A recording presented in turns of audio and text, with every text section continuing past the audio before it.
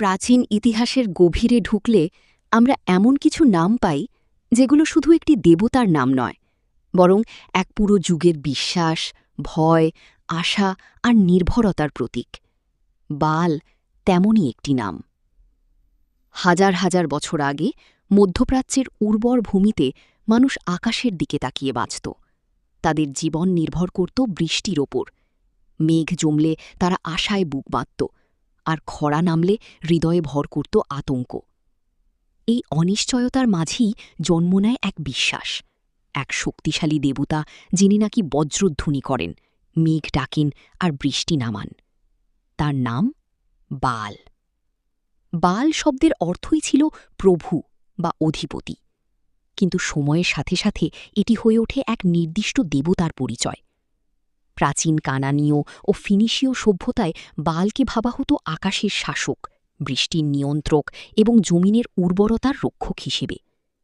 কৃষকরা বিশ্বাস করত তাদের ফসল, জীবন, এমনকি ভবিষ্যতও নির্ভর করছে বালের সন্তুষ্টির ওপর। তাই তাকে খুশি করার জন্য নির্মিত হতো বিশাল মন্দির, আয়োজন করা হতো নানা উৎসব। ধূপ, উপঢৌকন, এমনকি কঠোর বলিদানের মাধ্যমেও তাকে সন্তুষ্ট করার চেষ্টা চলত। সময়ের সঙ্গে সঙ্গে এই উপাসনা শুধু ধর্মীয় আচারেই সীমাবদ্ধ থাকেনি, বরং মানুষের চিন্তা ও সমাজ ব্যবস্থার অংশ হয়ে উঠেছিল। কিন্তু এই দৃশ্যের মাঝেই ইতিহাসে আসে এক গুরুত্বপূর্ণ পরিবর্তন। মানুষ যখন আকাশের শক্তিকে দেবতা ভেবে পূজা করছিল, তখন আল্লাহ প্রেরণ করলেন নবীদের, যারা মানুষকে সত্যের দিকে ফিরিয়ে আনবেন। সেই নবীদের একজন ছিলেন নবী ইলিয়াস আলাইহিসসালাম। তিনি তার জাতির সামনে দাঁড়িয়ে এক প্রশ্ন ছুড়ে দিলেন, তোমরা কি বালকে ডাকছ আর সর্বশ্রেষ্ঠ সৃষ্টিকর্তা আল্লাহকে ছেড়ে দিচ্ছ? এই প্রশ্ন শুধু একটি ধর্মীয় আহ্বান ছিল না, বরং মানুষের চিন্তাকে নাড়িয়ে দেওয়ার মতো একটি চ্যালেঞ্জ। যে আকাশের দিকে তারা তাকায়, যে বৃষ্টির জন্য তারা প্রার্থনা করে, সেটি কি সত্যিই কোনো মূর্তির নিয়ন্ত্রণে, নাকি এক অদৃশ্য সর্বশক্তিমান স্রষ্টার ইচ্ছায়? ইসলামের দৃষ্টিতে উত্তরটি স্পষ্ট।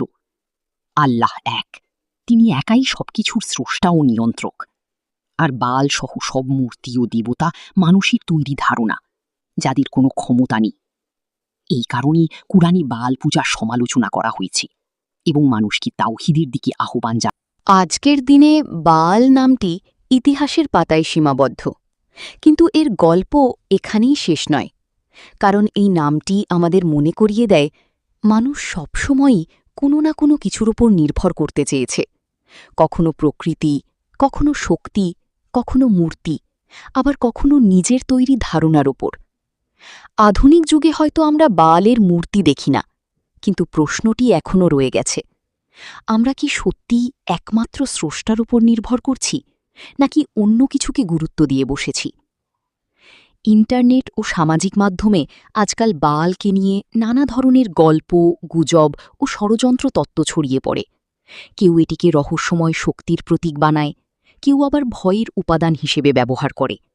কিন্তু বাস্তবতা হল, বাল ছিল একটি প্রাচীন ধর্মীয় বিশ্বাসের অংশ, যার কোনো বাস্তব ক্ষমতা নেই। সঠিক জ্ঞান ও ইতিহাস বুঝে নেওয়াই এখানে গুরুত্বপূর্ণ। এই পুরো ইতিহাস আমাদের একটি গভীর শিক্ষা দেয়। মানুষের বিশ্বাস সময়ের সাথে পরিবর্তিত হতে পারে, কিন্তু সত্য কখনো পরিবর্তিত হয় না।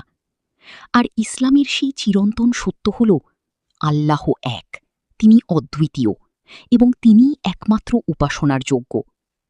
তাই বালের গল্প শুধু অতীতের একটি অধ্যায় নয়, এটি আমাদের জন্য একটি আয়না, যেখানে আমরা নিজেদের বিশ্বাসকে যাচাই করতে পারি। শেষে একটি প্রশ্ন থেকেই যায়, যে আকাশের দিকে আমরা তাকাই, যে বৃষ্টির জন্য আমরা দোয়া করি, যে জীবনের জন্য আমরা চেষ্টা করি, আমরা আসলে কাকে ডাকছি? এই প্রশ্নের উত্তরই একজন মানুষের ঈমান, তার পথ চলা এবং তার পরিণতি নির্ধারণ করে।